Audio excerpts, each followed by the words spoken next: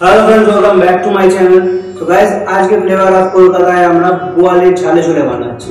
So recipe এখানে যে ingredients গুলো লাগবে সেগুলো এখানে সাজানো রয়েছে, আমি চট করে দেখিয়ে দিচ্ছি আপনাদেরকে। প্রথমেই দেখাই, আমরা এখানে বোয়াল মাছ নিয়ে রেখেছি। এখানে 5 থেকে 6 পিস মতো বোয়াল মাছ আছে আমাদের। আমরা এখানে 2 থেকে 3টে তেজপাতা ইউজ করছি। আমরা এখানে কাজু বাদাম কিশমিশ নিয়ে রেখেছি। কাজু বাদাম কিশমিশ আমরা দেবো এই রেসিপিতে। আমরা এখানে টমেটো সস দিয়েছি just for flavours. Salt as per test আমরা দেব। আমরা চিনি নিয়ে নিয়েছি, এটাও অ্যাজ পার টেস্ট আমরা দেব।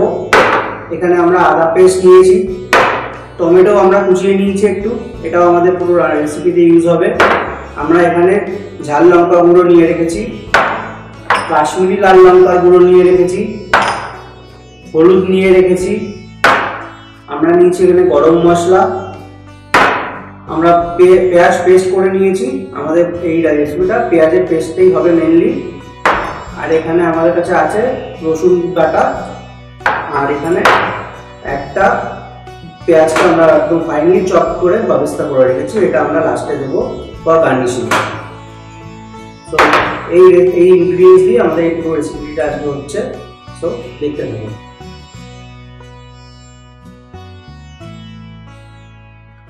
এবার আমরা মাছটাকে মাখবো সর্ষের তেল, একটু হলুদ আর 1 থেকে 2 চামচ মতন নুন দিয়ে নেব।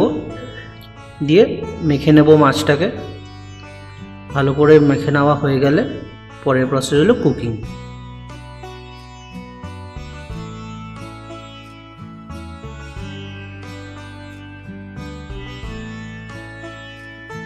আমরা এবার গ্যাস জ্বালিয়ে নিচ্ছি। এবার একটা কড়াই গরম করে তেল দিয়ে নেব। আর এই তেলের মধ্যে মাছগুলো দিয়ে দেবো একে একে।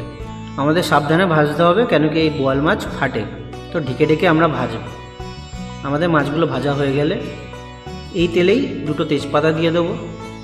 2 থেকে 3টে মতন পেঁয়াজ পেস্ট করে রেখেছিলাম, সেই পেস্টটা দিয়ে দিচ্ছি এর মধ্যে।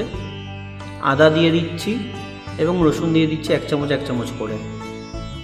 এবং আমাদেরকে এটা মিশিয়ে নিতে হয় ভালো করে মশলার কাঁচা গন্ধটা চলে গেলে এখানে দিয়ে দেবো একটু হলুদ, একটু ঝাল লঙ্কা, একটু কাশ্মীরি লঙ্কা। আমি এখানে 2 চামচ ইউজ করেছি এবং ভালো করে মিশিয়ে নেব। ভালো করে মেশানো হয়ে গেলে টমেটো দিয়ে দিচ্ছি এখানে। এবার আবার মিশিয়ে নিতে হবে টমেটোগুলো যতক্ষণ না নরম হচ্ছে। এবার ঢেকে দেবো 5 মিনিট। 5 মিনিট হয়ে গেলে দেখবেন টমেটো নরম হয়ে গেছে এবং মশলা কালারটাও লাল হয়ে গেছে। দিয়ে দেবো একটু নুন, একটু চিনি স্বাদ মতন এবং আবার মিশিয়ে নেব। আমাদের মেশানো হয়ে গেলে এই জায়গায় দিয়ে দেবো আমি 2 কাপ জল। আমি এখানে 2 কাপ জল দিয়েছি এবং আবার মিশিয়ে নেবো মশলার সাথে এবং ঢেকে দেবো আবার 5 মিনিটের জন্য। দেখবেন 5 মিনিট পরে এরকম একটা কনসিস্টেন্সি চলে এসছে। এরকম কনসিস্টেন্সি চলে আসলে এবার এর মধ্যে দিয়ে দেবে একে একে সব মাছগুলোকে। আমাদের মাছগুলো দেওয়ার পরে হালকা হাতে মেশাতে হবে। মাছগুলো ভালো করে মিশিয়ে নেব এখানে, আর না ভাঙে সেটা আমাদের খেয়াল রাখতে হবে। হালকা হাতে মেশালে ভাঙবে না। মেশানো হয়ে গেলে দিয়ে দেবো বাবিস্তা পেঁয়াজের ফ্রাই, এটা আমি আগে থেকে করে রেখেছিলাম। এবার দিয়ে দেবো একটু গরম মশলা আর ভালো করে আবার মিশিয়ে নেব। ভালো করে মেশানো হয়ে গেলে আমরা এখানে দিয়ে দেবো কাজু বাদাম আর কিশমিশ, আর আবার একটু মিশিয়ে নিয়ে আমাদেরকে এটা একটু ঢেকে রেখে দিতে হবে।